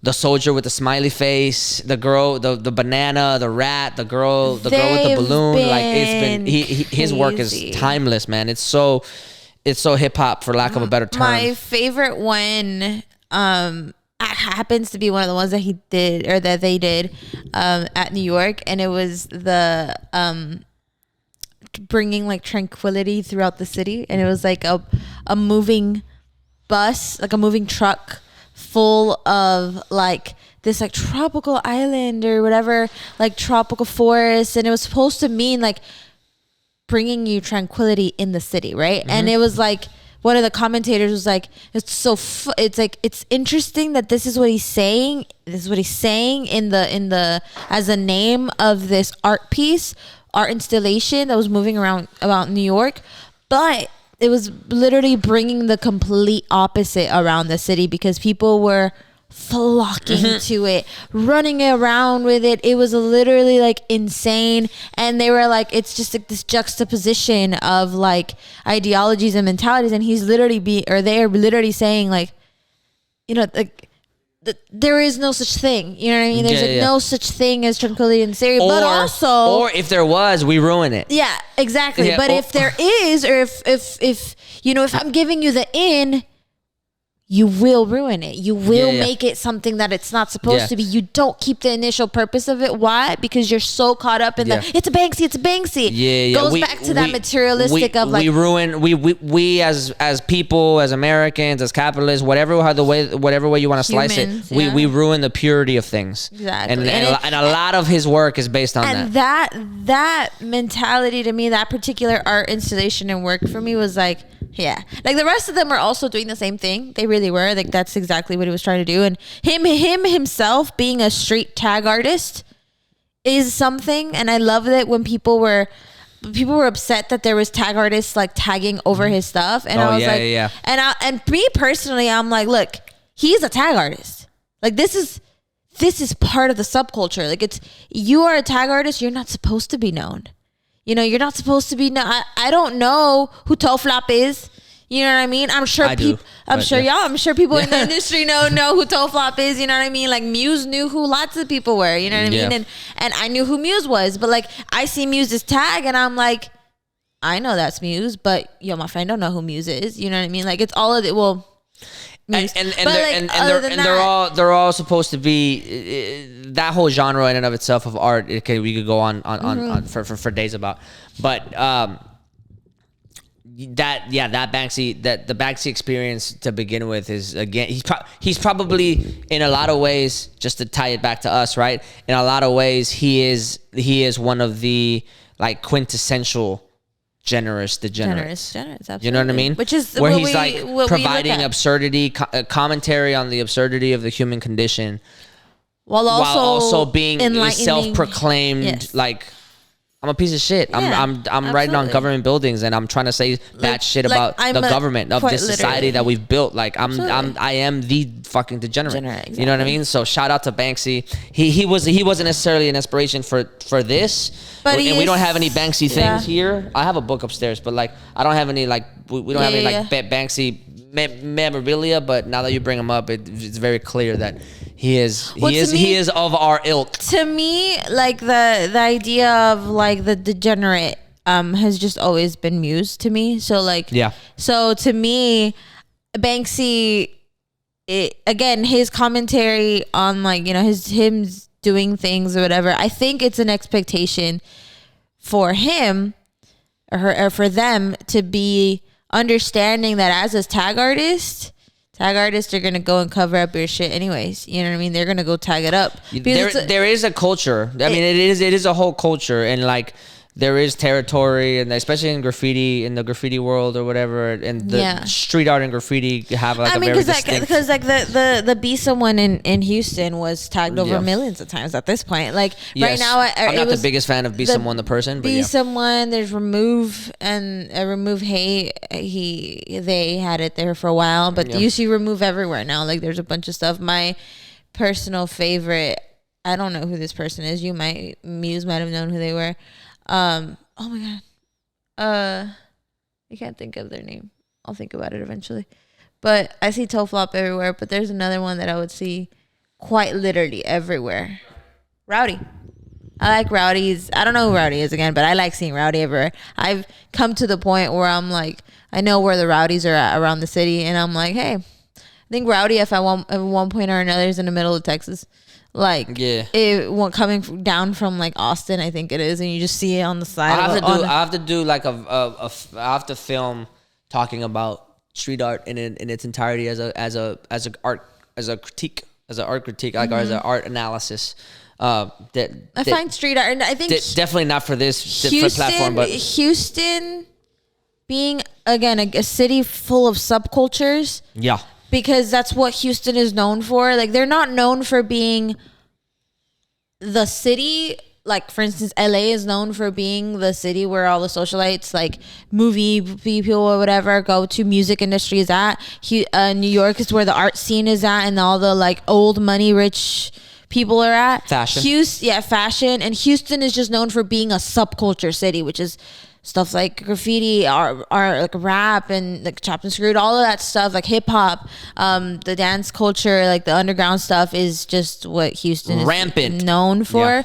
Which is really interesting. But on the topic of art in and of itself, we put a pin on this before we started talking about our what are we talking about the podcast. Is I want to know Picasso's real name. Oh shit! I'll give you Picasso's real name. Hold on. For context, guys, we were talking right before we started recording. Right before we started recording, we were like, Juan was like, "Yeah, you want to know who Picasso's real name was?" And I was like, "What's his?" I was like, "No. I want to get the reaction in person. His name is Pablo Picasso, so I really want to know what his name is." His full name is Pablo Diego José Francisco de Paula Juan Nepomuceno María de los Remedios Cipriano de la Santísima Trinidad Ruiz y Picasso. What? That's his whole name, dude. Nah. That's his whole name. Nah. One more time. Where is this? Where did you get this Pablo knowledge? Diego José Francisco de Paula Juan Nepomuceno María de los Remedios Cipriano de la Santísima Trinidad Ruiz y Picasso. What? Yo, my new name is Juan de la Mancha Negra del Southeast Houston. That's giving me very like Julio Esteban, like Rodriguez. Like, this is giving me a moment. Yeah, I'm gonna have a whole new name. I'm gonna put it in my oh my god, that's de la his Mancha whole Negra, name? de la make a left at the Shipleys, make a left. Like all this fucking crazy ass name. That is insane. Y'all need to stop giving these kids this many Imagine Pablo names. At school and he's getting out like roll call, and then afterwards you just hear, "Here." That's me. Everybody like, ¿Y de dónde es? Es lo que quiero saber. He's from Spain. Oh, really? Yeah. Oh, France. No, he's a Spanish painter. He spent most of his life in France. That makes sense. Because he spent most of his life in Paris. Paris was the art mecca of the world at that point. I do believe it still is, essentially. Is it? Oh, we're going to have to explore that later. Paris. I think there's a lot of art that can be inspired. How much time have we done? Okay. We're going to close it off. Or maybe not close it off. But because of... It's been a year since the idea for this podcast has started, right? That's the revelation today. It's been 6 months of episodes, full of one episode a week, which was one of our goals.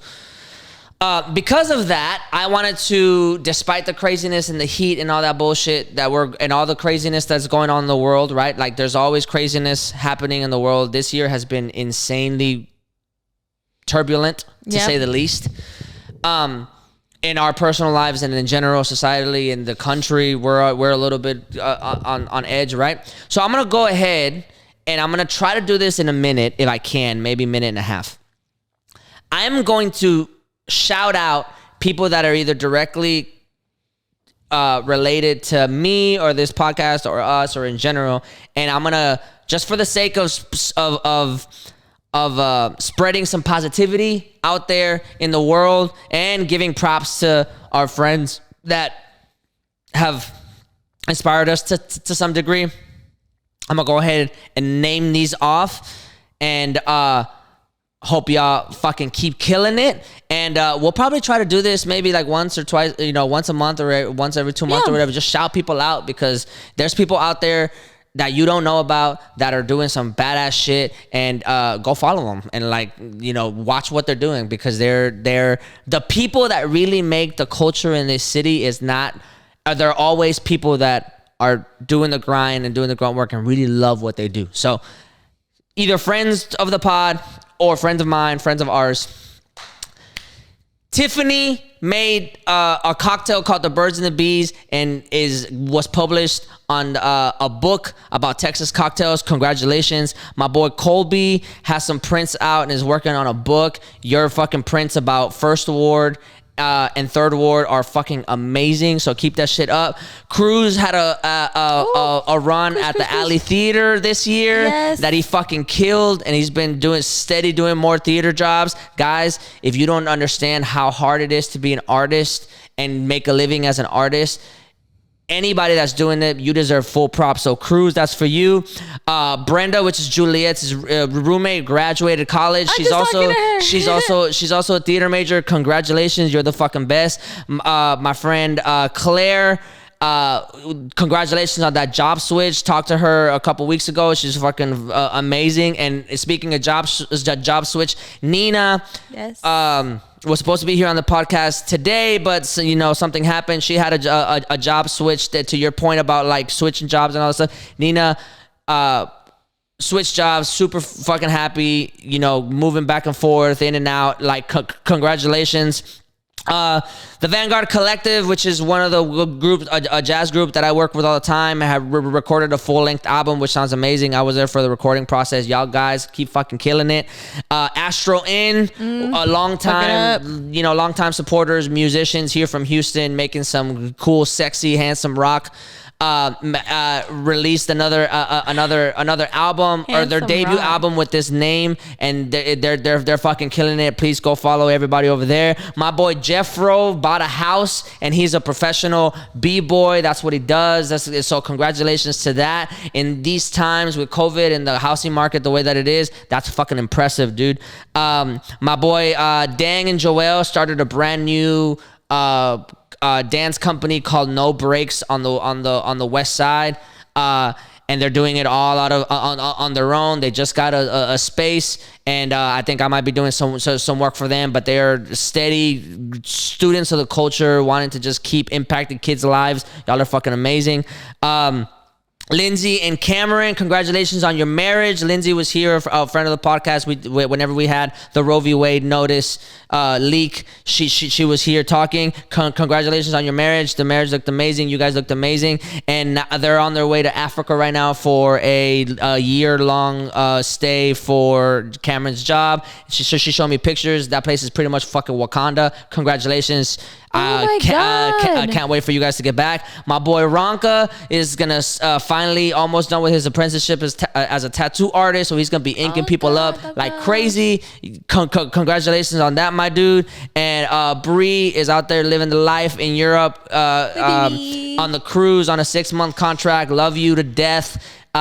She was the other voice on the podcast for the first 5 months. Essentially, she's been out 5 weeks, and we can't wait to get her back. So that's all I got right now. If I missed you, don't worry.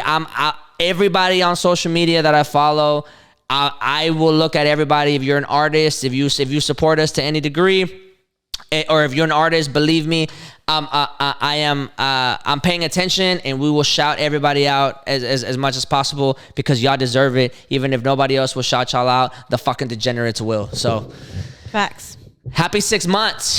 Happy 6 months. The other thing that we didn't necessarily talk about, which we might as well just run the tape until it stops.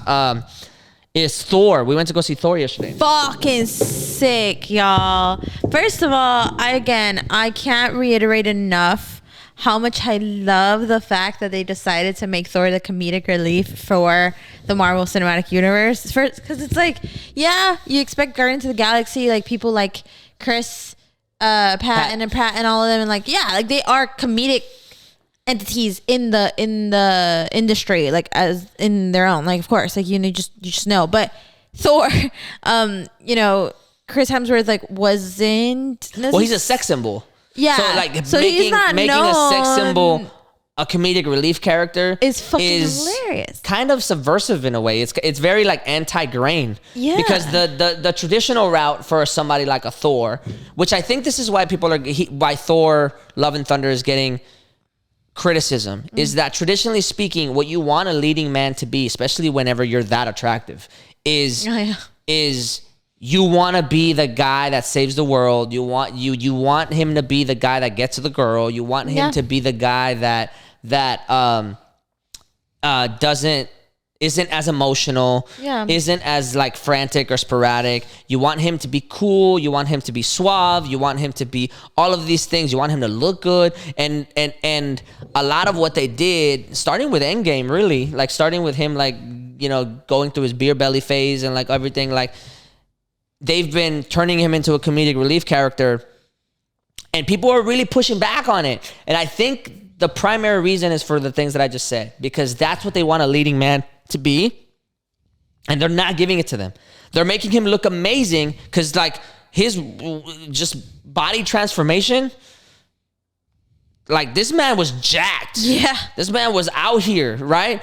And they made him super sensitive, like crying, talking about his emotions, talking about how much he still misses Jane, and like, you know, all these things, which not saying that that's a bad thing, as like, I'm not saying men can't do that, but traditionally speaking, leading men in movies don't do that. Yeah. You know what I mean? Mm-hmm.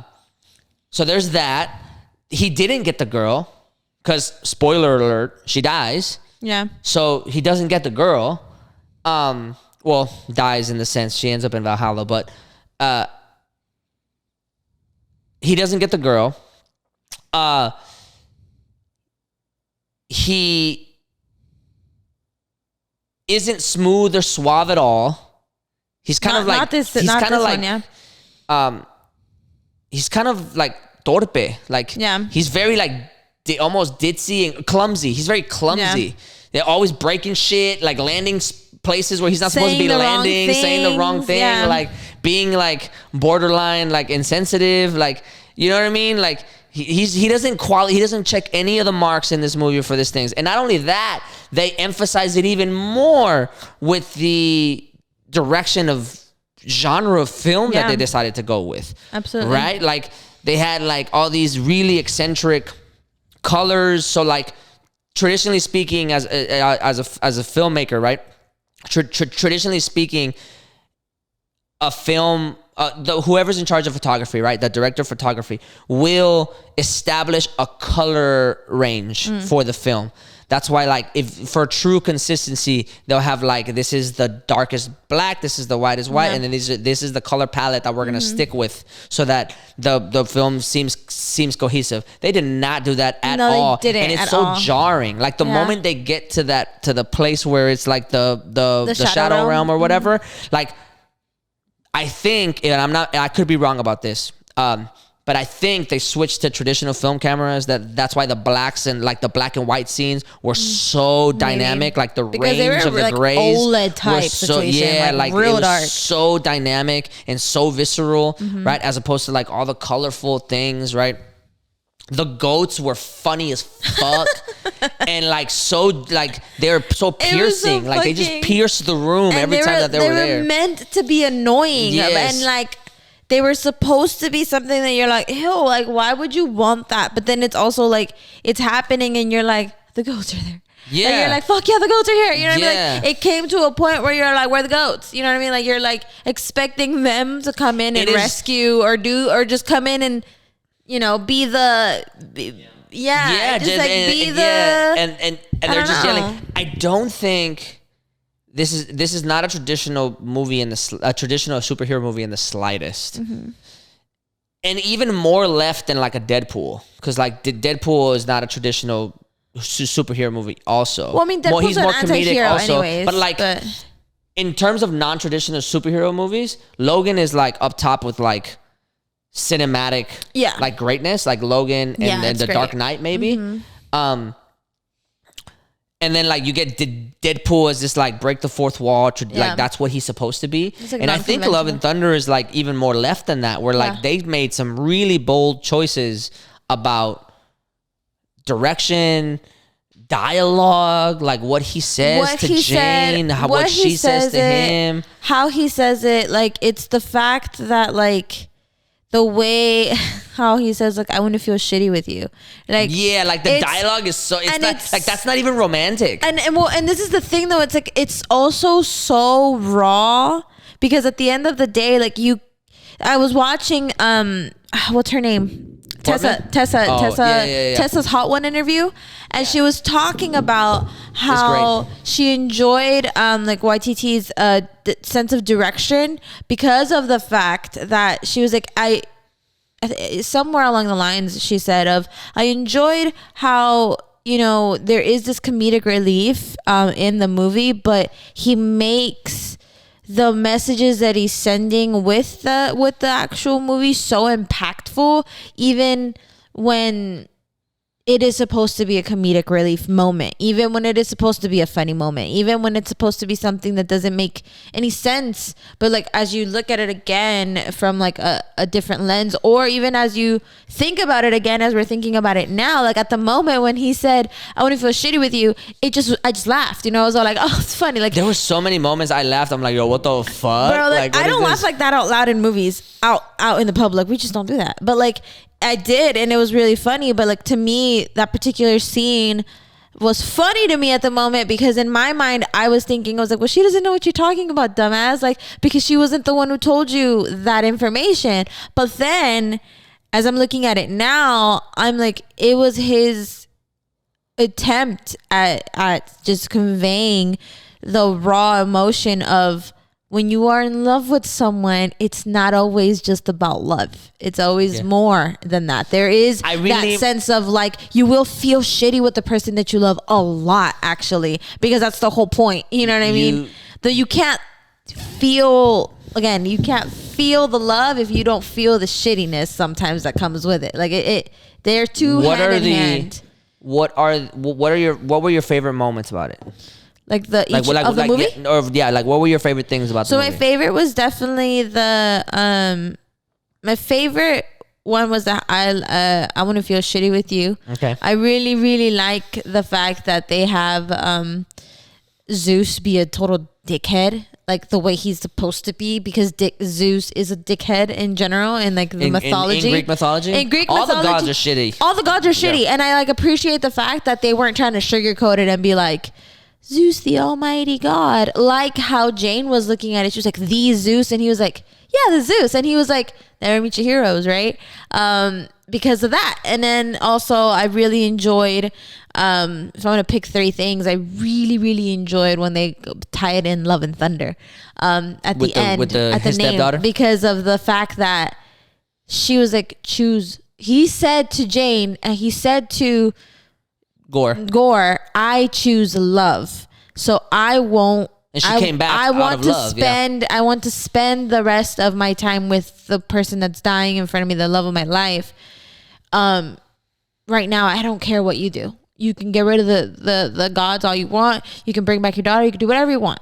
But I'm not going to spend any more time with you. Like I can't do that. So when he brought his daughter back out of love, and he named her Love, and it was like Love and Thunder. Like I love when they do that, and they not bookend it, but when they make it connect. I really appreciate that's one of the things that you like, because that's one of the things that I critique about the movie, is that some of the most poignant, most impactful, meaningful things about the movie can be easily missed because they're not highlighted through the traditional ways of spotlighting themes in films, right? Like that fact that you just said about like how he's bringing back for love or this and that, like if it was a traditional movie, a traditional superhero movie, they would have highlighted that part. Yeah, they really would. They would have made it to where there was such a meaningful symphonic like elevation. It wasn't. Like It was you a would have simple realized choice. it was just like a simple like nonchalant, even like the shots that they super chose. minuscule choice, and it was the fact that he said it in a passing way. It was the fact that the entire premise of the movie before he said all of this, he was being very hesitant of love. Like that's exactly what he was talking about. And like he was saying at one point or another how he wanted to feel love but was afraid and blah blah, like whatever. And it ties into this really real feeling that a lot of people feel once they start looking at themselves introspectively and being like, oh shit, like I am afraid of whatever. But at the end of the day, it was just the fact that he literally was like, I choose love, I want to be here. And he was there and whatever.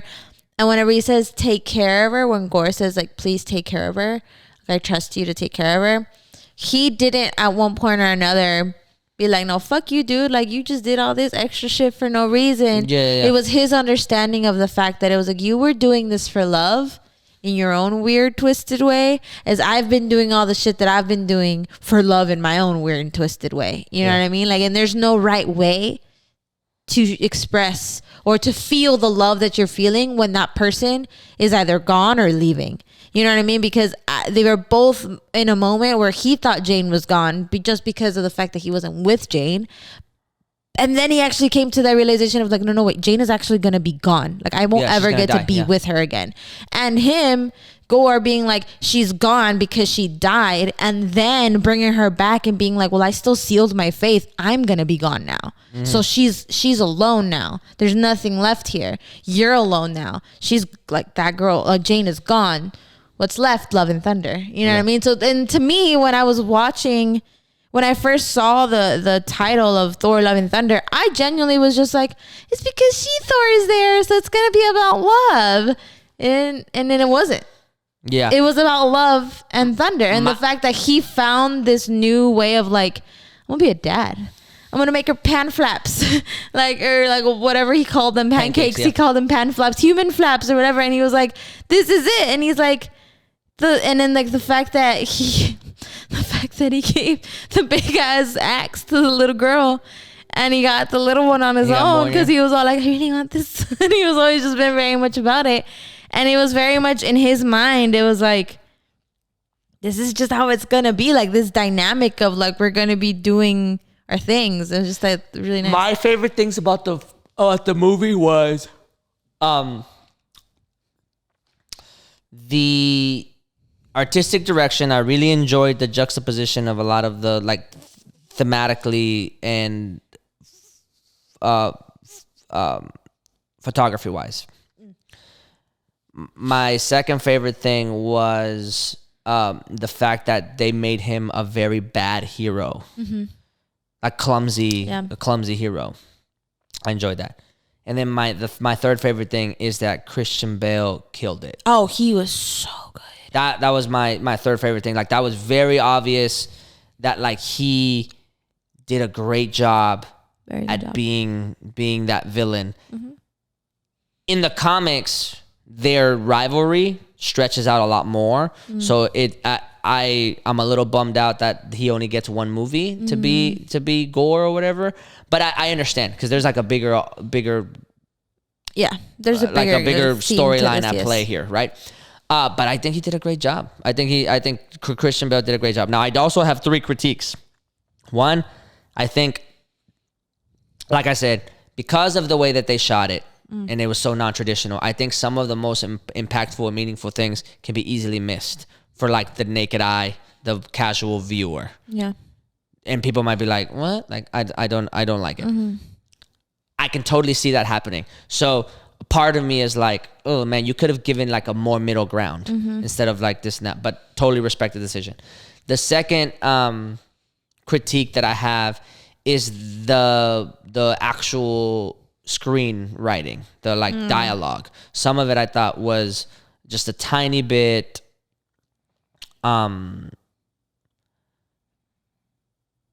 like surface level, cookie cutter.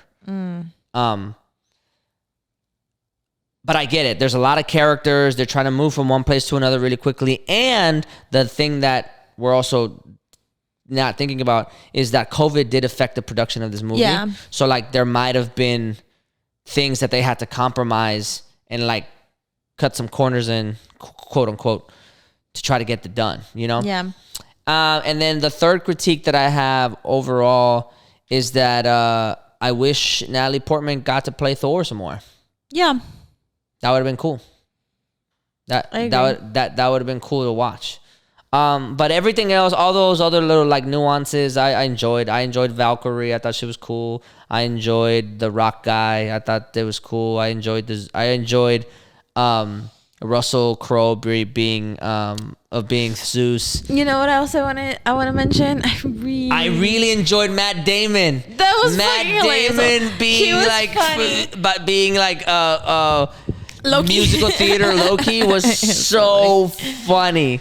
That was great. I really want to point out two things that I just think are really awesome and I think it's a thing with Waititi in particular, with the representation of not only like the races and just like being like very inclusive in that sense, but he also made it a point, one, to talk about how Valkyrie, how she's lesbian and she's all about that and we love it, and then how the little rocks, they mate with men. It's just men and they hold hands for a month and then they have a lava baby coming out, and it's just like, that's the fucking cutest thing in the world. And he literally talks about how it's like the little rock dude meets another rock with a mustache and they're holding hands, and it's just like very cute how like they talk about just the things like that and how he like makes it so like he's like, yes, these rock creatures are all men and they all have babies and they only have men, but they're all gay. You know what I mean? Like he completely breaks that traditional of like, it's like, for instance, the Valkyries are all women, right? Yeah. And thus some of the most powerful like soldiers are women, and you're like, cool, that's badass. And then you look at the really powerful rock dude and you're like, this dude's cool, very manly looking rock, right? And then they're like, yeah, and they're all gay and it's just fucking perfect. Like it doesn't matter. Like the fact that they're gay doesn't negate a single bit of what you thought about that strong man and about the strongness that you can convey from this rock creature. The fact that he's gay is just a little bit of information in there because it doesn't matter. Yeah. And they got babies. Yeah. And they mate. And it's like so fucking cute. I just really thought that was actually something very clever on his behalf to do. Yeah. And I just thought it was the writing was good. I like that. Yeah, the writing was good. The weird subtle representation of these things. It was like very interesting. I enjoyed the kids being part of it too. I like the fact that they're actually their kids. Yeah. I thought that was fucking hilarious. Overall, I thought it was a good movie. I don't think it's the best Thor movie though. I think Ragnarok. You still like Ragnarok? I mean, I like the fact that they were both directed by Waititi. So I didn't know that. Yeah, I didn't know any of that. I think Ragnarok still ranks as my first. Ragnarok is fucking hilarious. Yeah. And then the second one, I think, is still the first one. I haven't watched any of them except for Ragnarok and this one. Well, maybe I don't know. I'd have to go back and see the first. Because I thought if I'm not mistaken, everybody says that they're Dark World is definitely not the one. I heard that the previous Thor movies were so like boring. No, the first Thor's alright because the first Thor is like watching the first Iron Man. Yeah, it's just like introduction. It's just establishing the character in a way, like in some weird way or whatever, right? Like, so like when you go back and watch the first Iron Man, like, you don't walk away from that movie being like, man, this fucking superhero movie is amazing. Yeah. Like, you just like, all right, like, so they introduced Iron Man. You know what I mean? Yeah. And kind of like how Iron Man 3 is not necessarily like the best Iron Man movie either. Yeah. It's just like, well, I think a lot of these, like, he just has anxiety the entire time. A lot of these movies are very, I feel like every movie that doesn't involve all of the canon people are just information fillers. That's a good point that I just realized right now. Iron Man 3 is essentially Thor Love and Thunder, but for Iron Man, because he's going through like a very non-conventional superhero things. Like he's a regular guy, he has anxiety, he's having panic attacks, he doesn't get the girl, like you know what I mean? Or not that he doesn't go, like Pepper's already there, but like he keeps failing like nonstop. The only difference is that at the end of Iron Man 3, you get that full superhero explosion of him like overcoming the thing. You know what I mean? So then it's like, all right, like we got our satisfaction. We got our gratification as a viewer. Like, yes, you gave me the like coming of age, not coming of age. You gave me the like, I superseded. Mm-hmm. You gave me the David and Goliath story. You gave me the the release that I needed. This man is who we were supposed to be rooting for. Yeah. In this Thor, it's like, holy shit, like like you're not giving me the traditional like sounds that I want to listen to in order to get to this climax. You're not giving me the characters. You're not giving me this like big power play. Yeah. You're not giving me this. You just never give it to me. Yeah. So in it, I think are its strengths and its weaknesses at the same time. Like I totally understand how people are not liking it. Yeah. How like critics might not like it and how people might be like, yo, this is garbage. And I saw people walk out. Yeah. Like I actually like noticed people were leaving and they just never came back because they were just like, they were probably like, this isn't what I wanted to see. Yeah. That's the point I'm making is that like it's very easy that like this is not a superhero movie. Yeah. I'm not getting the traditional superhero movie things. Yeah. But as a lover of film and photography and this and that, I'm like, yo, this is kind of fire. Like especially as a lover of art that deals with the absurd. Yes. I'm like, this is fire. Like to me, it was very much like I've come to this understanding that if I'm gonna watch things like Deadpool, if I'm gonna watch Thor, if I'm gonna watch Guardians of the Galaxy, I'm not there to go watch like this superhero montage of like really good decisions or maybe one bad decision and then it leads you into. I'm not there to watch Spider-Man. Like that's not what I'm there for. Like if I'm gonna go and watch Spider-Man, it's because I'm about to watch something that's about to blow my mind. It's something that's gonna make totally fucking sense. It's gonna be a huge character development for Peter, and it's gonna be this whole revolutionizing thing of like this is happening. You know what I mean? Not a single one of the Spider-Man movies hasn't come to that conclusion when I watch them, because that's exactly what it is. He is the hero trope, and he is that. Yes, there is comedic relief in there every once in a while because it's Spider-Man, but it was never like this is what I'm looking for. You know what I mean? So when I look and watch Thor, it's just about the shits and giggles, and about the fact that like he's still like that character, that particular version of Thor is in all of the end games now. Like it's in all of the canon stuff, and he is just a fucking idiot, like an idiot that knows but doesn't know. He's a spoiled son. Yeah, like he knows and doesn't know, and it's just like, and it's great. Like I think it's so raw and realistic of the fact that it's like not all superheroes are gonna be these cookie cutters, and not all superheroes are gonna be all that like densely compacted with nuances that are like deep and like uber meaningful, like for instance like Captain America going through the war and stuff like that, and you're because that's the other manly man in the, you know what I mean, being like or like freaking you know, rest in peace Chad, you know, like Boswick, Boswick, like him being like the Black Panther, and then like the rite of passage to becoming a king. Yo, and I think all he of should these get recasted. things. No lie. You think recasted? I think he should get recasted. I now landed on the idea that I think he should get recasted. That I really do. I do because maybe like an older version or something. No, I think he should get. I think he should just be. They should just like rip the Band-Aid off and then just like put somebody else that looks great as a Black Panther and make him the Black Panther. Like I don't know. I think the idea of doing that is gonna lead.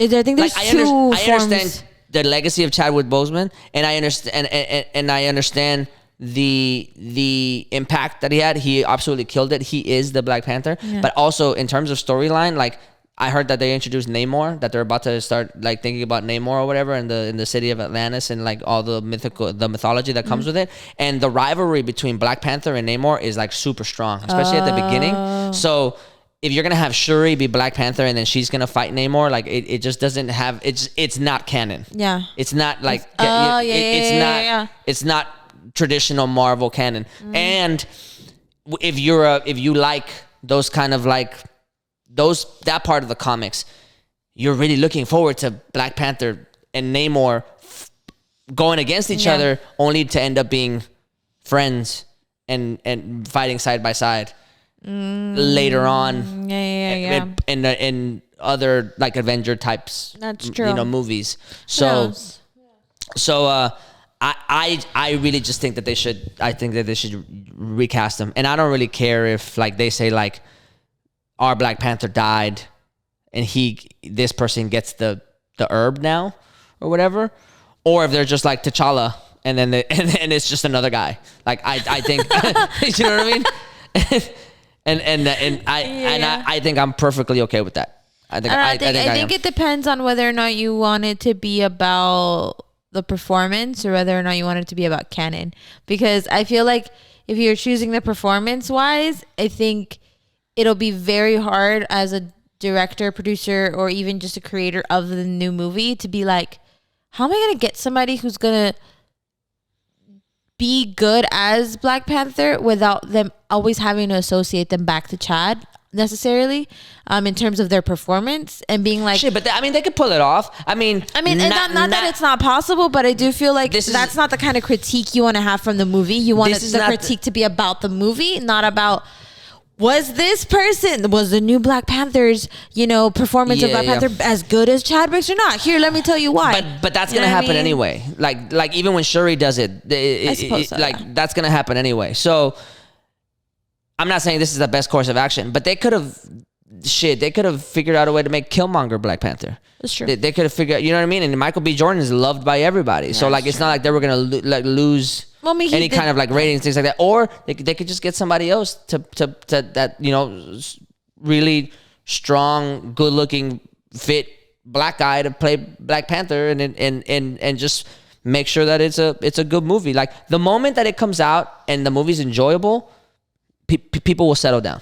Yeah. There's always going to be the comparison, but people will be fine. That's true. You know what I mean? We'll see how that goes. So that's what I tend to think about the recasting of Black Panther. But who knows? Who knows what's going to happen? Because Wakanda Forever is coming out in a couple weeks, in a month or two. So we're going to see how it is. Like it's already in post production. So it's coming out. And they just haven't said nothing? No, they said it. Release date November 11th. Yeah. So that's what, like 3 months from now? No, but like they just haven't said who. They just don't talk about. Well, it was originally Black Panther 2, and they changed it to Wakanda Forever. It doesn't even have Black Panther in it. I was about to say, like the name Black Panther doesn't even in it. It's just called Wakanda Forever.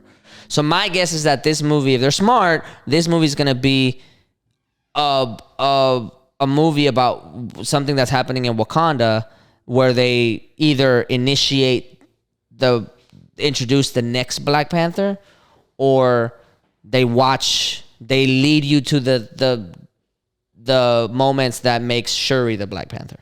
Either way, I think this is what this movie is before you get an actual like new Black Panther person. You know what I mean? Oh. I like that the only white person there is this British like guy. It's like, and I love how they always make it known. It's the Hobbit, man. Yeah, and I love how he always makes it known in the movie. It's just like, I'm white, I don't know. Like in the middle of all these like people from Wakanda, and I think it's just really interesting. Yeah. Anyway, like I said, guys, thank you guys, everybody out there that's watched to some degree. Thank you so much for the support. It's been 6 months of us filming, a year since the inception of the idea of what this was going to turn into. Thank you for watching, and I hope that you guys continue watching for whatever this also turns itself into, and the evolutions and the ideas that we have for you guys. We are really excited. At the end of this month, we are planning something a little different for an episode, and then we've got some potential plans for some introduction for some things around the city. So stay in touch. Keep in touch. We'll do everything that we can to shoot all this content out to you guys. And thank you all in advance. Until next time. And stay cool, because this fucking heat is stupid. Also, before actually the last bit of information, gas went down 19 cents in the past 2 weeks. So we're going to get very close to Republicans not having anything to fucking whine about. So who knows what they're going to whine about this time. So anyway, peace. Bye.